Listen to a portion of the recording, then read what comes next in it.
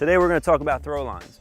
The first thing you want to know about throw line use is find yourself the right container to store it in, because storage is everything. Number one, when you throw that throw line, you want it to come out properly and not in a big balled nest.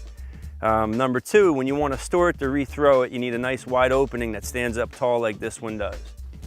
And that's the first part of it. Number two, you got to pick a technique that works well for you and your situation. I like to have two techniques that I can use for me personally, because number one, my go-to situation would be to stand further back from the canopy and throw really high into a tall tree.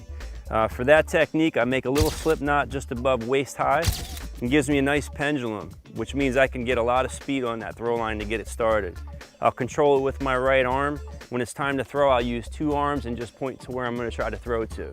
That's technique number one. Technique number two is when I have to throw in real tight to a canopy where I can't stand back and do my go-to method. When I stand real tight, I'll change my technique up and I'll pull a bite of throw line through the ring to make kind of like a cradle, and I'll still throw one arm, but instead of standing back and getting a nice pendulum like this, I'll have to be right under the tree, so I'll go overhand, kind of do a hook throw, and I'll use all the arm length that I can.